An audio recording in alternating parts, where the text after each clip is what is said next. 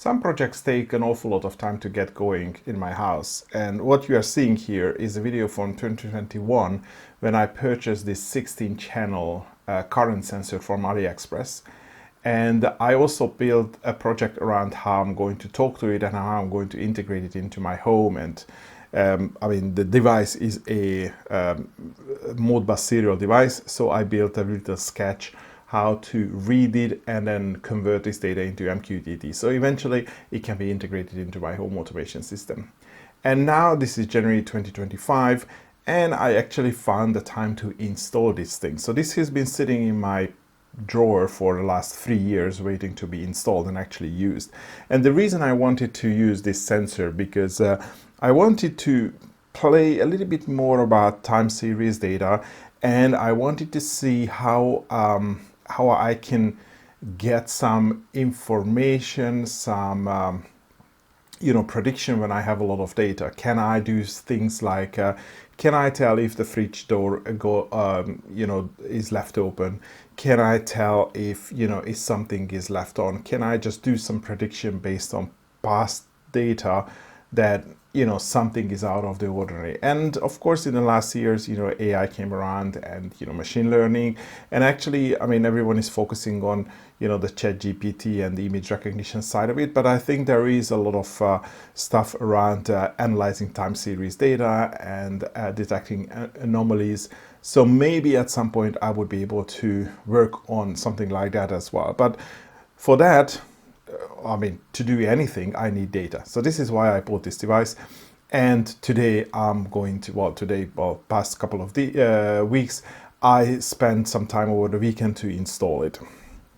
So this video is more going to be, just installation in the beginning, and then I'm going to show you how the data looks like. And I did the very basics of dumping the data into InfluxDB, and I created a simple graph or a simple dashboard in Grafana, so I can look at the data, and just by looking at the data, I can start thinking about algorithms, how I can make use of that, what I should do with it, and then what's a type of triggers I can generate from these current data. And again, just to remind you, so this is a current sensor, so the readings that it's going to give me are amps. So I picked a model which has these current converters, and they are rated for 40 amps, and that's the lowest I could go because I was hoping that by going to a lower current rating I can get a little bit more resolution, and it seems to be picking up things around like a 10 milliamp range, so it looks fairly decent for mains voltage. So hopefully that is going to be enough to see things like the TV or lights, stuff like, maybe not lights, because LED lights, they don't draw a lot of current, but maybe I can see devices turning on and off. And for this particular exercise, I wasn't really looking at consumption data, so that's why I'm happy just with measuring amps. Technically I'm also measuring line voltages on all the 3 phases. I just don't know how each of these circuits that I'm measuring is, which one is connected to which phase, because technically I can, times the current rating by voltage, and then if I times it by time, assuming that, the current doesn't change between sampling periods, then I can, add up all these values, and I can also calculate energy usage as well. But I think for the purposes that I need this for, just by looking at current, that should be sufficient. But maybe I can just average them over time, and I can build some logic on consumption as well. Nevertheless, that's what I have, and at the moment this whole device is configured so it reads the current sensor every 5 seconds. So I will be getting readings every 5 seconds. So first, let's see how the installation goes, and then towards the end of the video, I'm going to show you the little bit of the Influx and the Grafana work, and also the Node-RED stuff of it. So I decided to install this thing in my electrical cabinet, which is downstairs, and that has most of the different circuits. I have a lot of circuit breakers for you know, like some of them are for separate devices. I have usually separate circuit breakers for each of the sockets on the rooms on downstairs. So there is a lot of stuff that I can measure, like there is a dedicated circuit for the fridge, the microwave, the oven. There is one for the pantry where I have the kettle, the toaster, and the coffee maker. There are circuits for the living room where obviously I have like TVs and the Xbox. And I have 3 separate circuits for all the downstairs lights because they are just randomly distributed in the 3 phases. So these are the things that I want to measure. So I have 16 channels to look at, and I picked I picked 16, you know, relays or circuits that I think are going to be relevant, but maybe in the future I will start swapping them around if you know, if there is not much to be measured on one. So maybe I can just move them around to find something which is more meaningful and, you know, more interesting in terms of data analysis. So first, what I had to do is I just had to find a place for all these equipment. So the current sensor and the ESP circuit is already mounted in a box, and I have these 16 pair of wires coming out of it. And I decided that I'm going to do a notch on the side of the electrical cabinet, and I'm going to sneak the wires through that and then just, you know, wire them around in the distribution box. Since it has a cover and everything, I decided to use a what is it? It's not a Dremel, it's this multi-tool, just to cut into the side of the cabinet and also into the wall. It looks like that I have probably like cement infill, so it was really easy to cut into the wall, and I just use a big you know, screwdriver just to you know, chip away, and also I can just use it just smooth out the surface. So I just need a little bit of channel, some physical space I can get the wires in just under the frame of this whole cabinet. So I mean, that was, you know, fairly easy to do. Well, I needed to do some cleanup afterwards, but I get this notch done. I also drilled a hole for this panel, for the box, for the sensor and the devices, and of course I had to just place it in a way where the wires are going to be long enough to reach all the circuits, but again, it's not going to be in a way with some of the other stuff which is usually placed in this, you know, fairly small cabinet. It's like a cavity in the wall where I have this electrical box. So after that, probably the most time-consuming part of this installation was just to wire up the current sensors. So obviously I shut the power and I just picked the circuits that I need, and I needed to unscrew the leads from the circuit breakers, you know, put the current sensor on the wire, and then just you know, put it back and screw it back, and it was fine. But then the lower sets of circuits are very close to the end of the panel, and also I have this big distribution thing for all the neutrals and the earth, so there was very little space, and it was just like, you know, very fiddly making sure that the wire is back in. Sometimes I missed the clamp on the circuit breaker, so there was a little bit of swearing involved, and it probably took about a good hour just to wire up these 16 circuits. And my kids were like, "Oh, are we done yet?" Because I had to shut the power. So we had power throughout, like upstairs and then most places on the room or on the house, but I had to shut power to the router, so there was no internet. So yeah, they were obviously concerned about, you know, not having internet and stuff. So anyway, it was all done. It was all good. So the wiring was done. So I just had to do some, you know, making it pretty. I used cable ties to tie all these sensor wires together, and then try to route them around all the, you know, the mains power. But I was happy that it was, I think it was probably supplied with about a 1 meter lead. And that was just enough to wire up everything. There was a little bit of slack that I had to just sort of like curl up next to the box, but it wasn't really bad. So it was actually quite easy to install. It just took time. And once that was done, I reassembled the frame, and I haven't put all the covering plates in, just in case I need to make some modifications, and I also needed to check that everything is there. You know, I managed to screw back everything, so it was all fine at the end. And the other thing I needed is, originally I designed all this to run on the same 24-volt supply as the PLCs run. So the current sensor is good for, I think it is rated to anyway between 8 and 28 volts DC, so as supply voltage. And for the ESP, I again had a very small DC-DC converter, which is again rated for 26 to, yeah, maybe 6 to 26 volts in order to supply the 5 volts DC, which is needed for the ESP and the RS485 to TTL converter. So I was planning to steal the 24 volts, but then I decided that let's not disturb the PLCs and everything because they are, you know, running fine.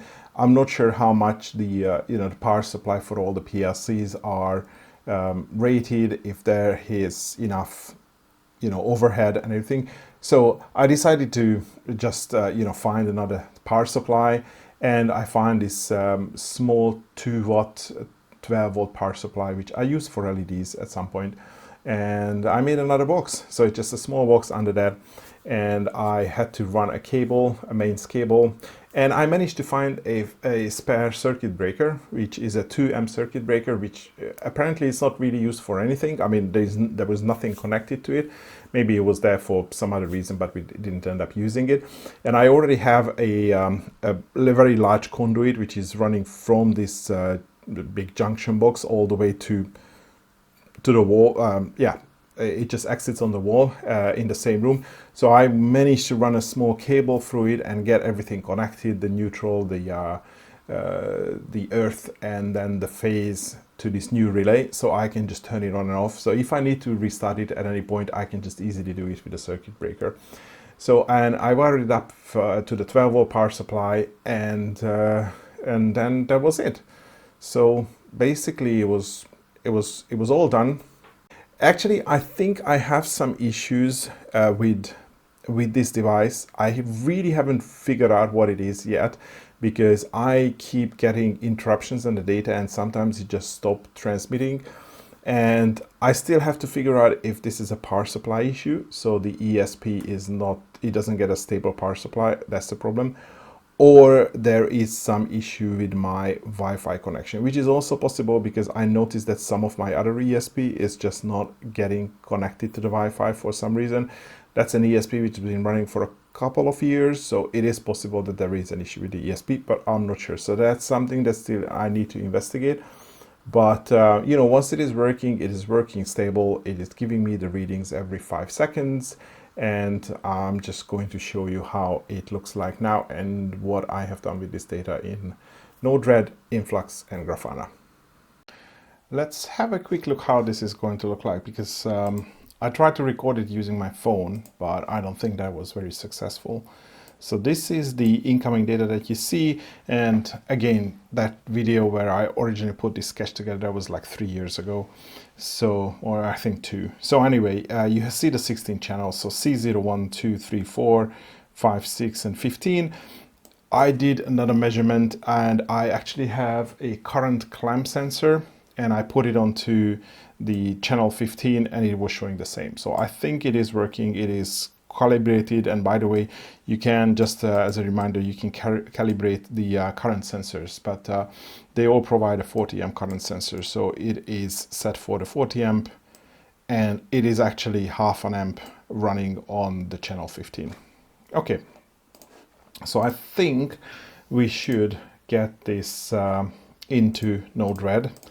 So I want to quickly import this and put it into InfluxDB. And so first what I'm going to do is I'm going to figure out what's the best place to put it. Maybe I'm going to put this onto this modbus tab, which is full of stuff already. And it's full of things that it's more like testing. Let me just put it onto the SIA page, where I already have other stuff which is not related to SIA. Okay, let's do this. So comment 16 channel current sensor. And I think what I'm going to do is I'm going to save this data as, you know, C01 to C16, because I'm not really sure. I mean, I might have done the documentation incorrectly. I might just assume that some of the breakers are for something else. So let's just save the data. Let's look at how the data looks like, and I might just, you know, rearrange some of the fields. And I might even move some of the current sensors if they indeed end up on the wrong socket. Okay, so I need an MQTT in node, and again the topic is this. So it's the local broker, that's the topic, and it is a parsed JSON.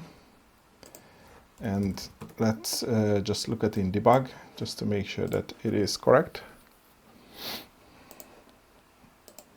Yep, that's the data that we are getting. And I think I need to convert to Influx. I'm probably going to use maybe this one.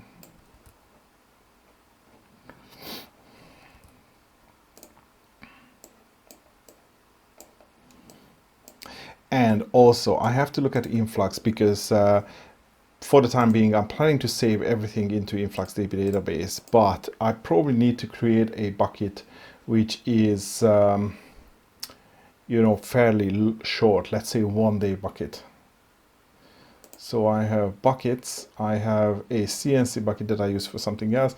Log bucket 90 days. MyDB, that's I use for testing. Node-RED, that's forever. Test, monitor tasks.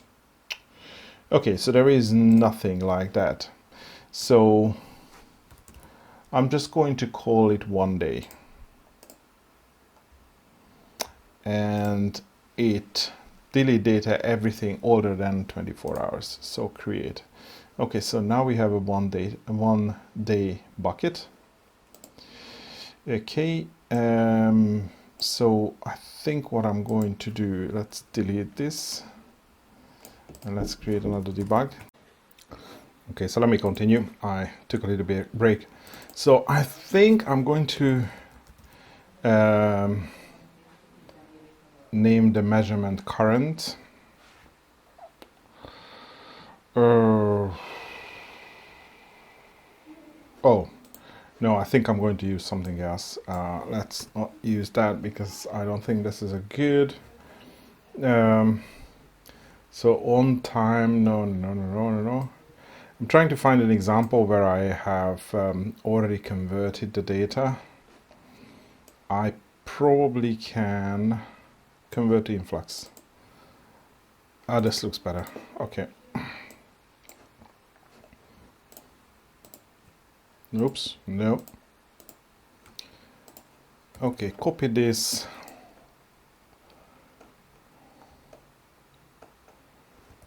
Paste it in here. And then, so it is going to be called current. Maybe I'm just going to call it sensors just like before.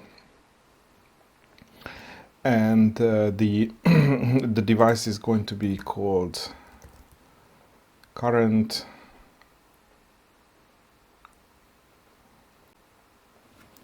Let me just remove this function because I will only be creating a single record anyway. So there's no point nesting this in a separate function.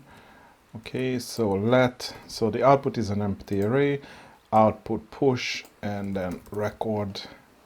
And this measurement is going to be sensors, and the device is going to be called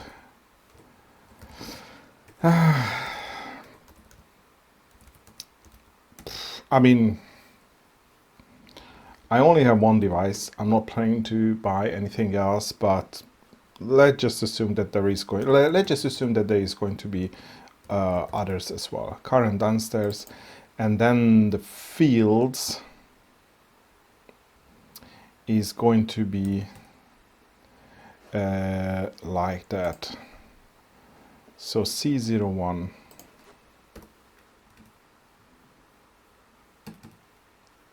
Oops.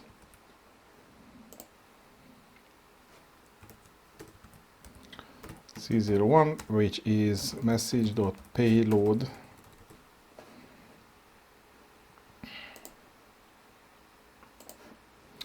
So message.payload.c01. And this is already number, so we are fine. Okay, and I just have to replicate this so many different times.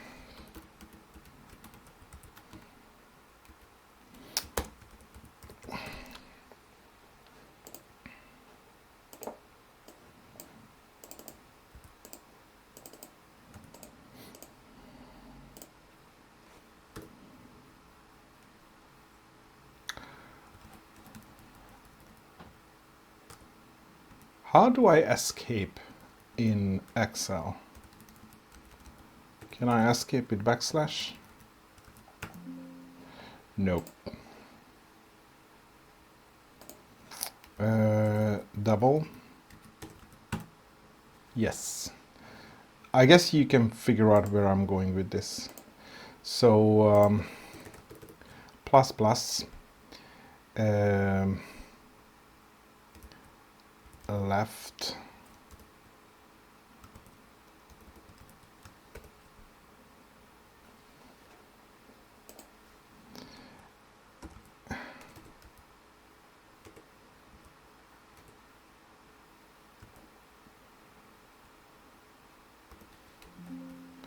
oops.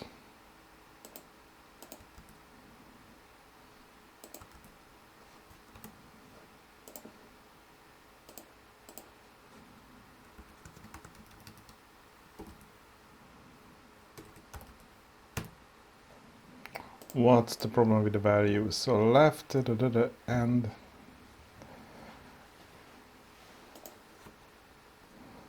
that's the text. Oh, A1 value. Oh, by the way, this is going to be right. What is the issue?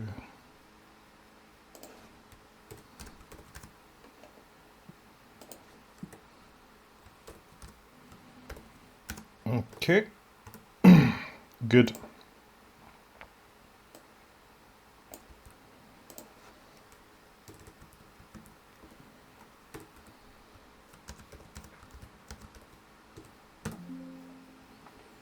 What did I do wrong? Ah, two ends. Oh, it fixed it. And I have, I think 1 to 16. 0, 1 to 16, yes. So I can just do this. And yeah, everything looks good. So I'm just copy this. Put it in here. Oops.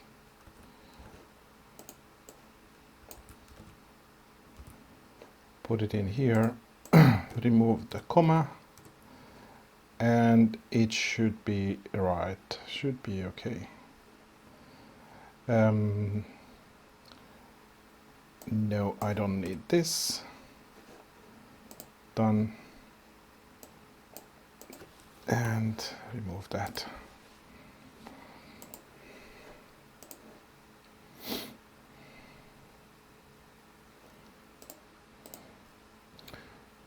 Okay, measurement sensors, current downstairs, and fields. Yep, all the fields. Okay, this looks good, and this takes me to node red bucket, and then that node red bucket, which is not good because I need the 1 day bucket. 1 day,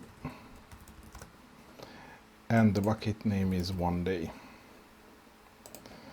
And the rest is okay. And I'm calling this, oops, no. Let's just do this link in.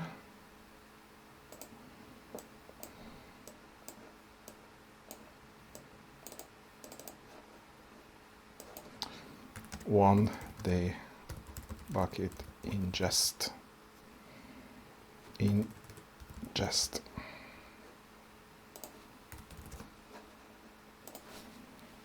Good. And now we can go back to the place where we did the whole shebang. And this is going to Influx instead of the 1 day bucket data ingest. Okay. So that's done. And I assume that we probably have, oh yeah, field device. Whoa, yes. And we should have data.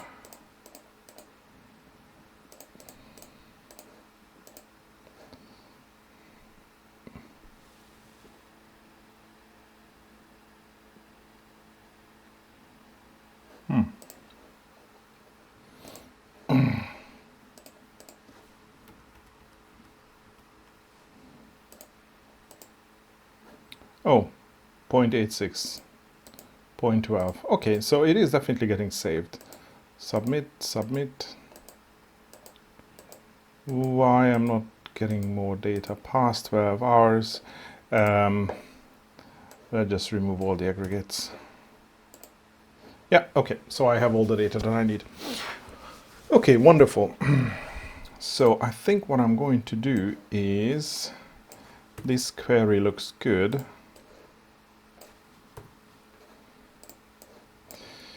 And I'm going to create a very quick Grafana dashboard as well. So, dashboard, a new dashboard, and I'm going to call this, nope. When I save this, do I give it a new name? Save the, there, yeah. Current measurement. Okay. And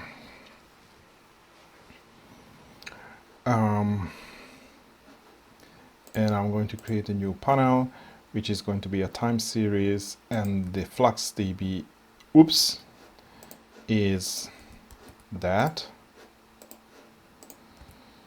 And yep, I have all this data, which is good.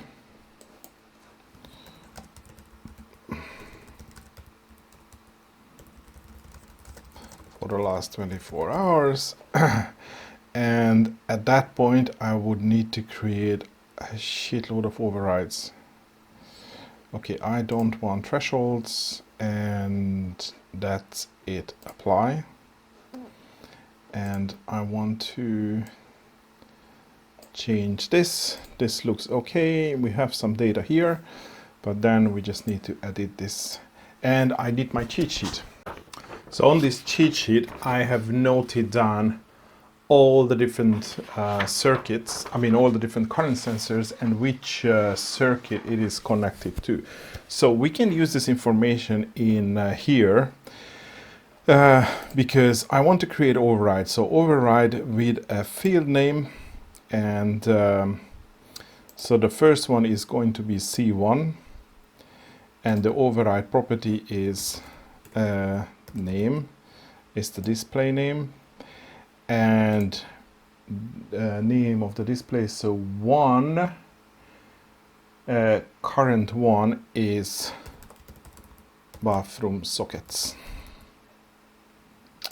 Good. So now it is renamed here.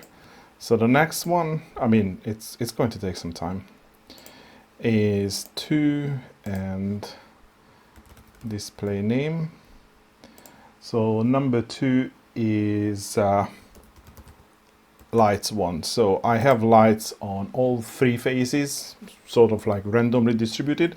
So lights 1, 2, and 3 are the things in these phases. Let me just switch to this view. Okay. Next one is 3, and the display name for this is going to be lights 2. Good. And it's going to take some time. So name, field name, and what is it? Current 4 is current 4 pantry.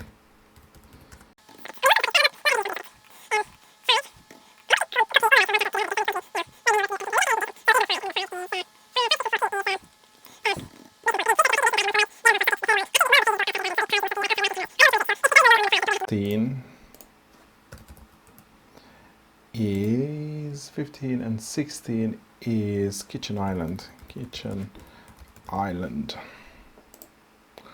Okay, so 16, 15, 14, 13, 12, 11, 10, 9, 8, 7, 6, 5, 4, 3, 2, 1. Okay, just to make sure that I'm not mixing up anything. And if I do the last, actually let's do the last 30 minutes, and oh, even last 15 minutes, and I can do this every 10 seconds, let's say. So this is going to give me a, so what's this? Dishwasher. So I think in my documentation, which one is connected to which circuit breaker is definitely not working, because did we just turn on the dishwasher? No, I think we said that the dinner, we still have place in the dishwasher for the dinner, so I don't think it's running. And this one, fridge, half an amp, 100 watts, that seems reasonable. Living room sockets, okay, so these are all the TVs and all the stuff in standby. I have a couple of lights and clock and everything, and then everything else is negligible. Okay, so basement 3 has a very small amount of load, which actually makes sense. So I think that's the circuit which also goes out to the garden and then powers 2 cameras and some of the garden lights, like LED sort of like floodlights that light up trees and that sort of stuff.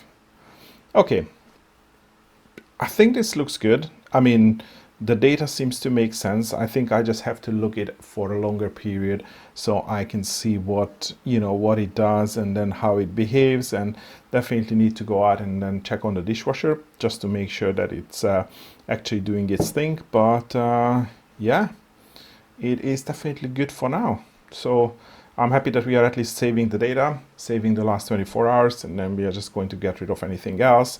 And then probably I would have to build some additional logic in order to, I don't know, summarize, maybe do 15 minutes averages, and then I can put it into one of the 7-day buckets, and then I can work with those to, look at some further details.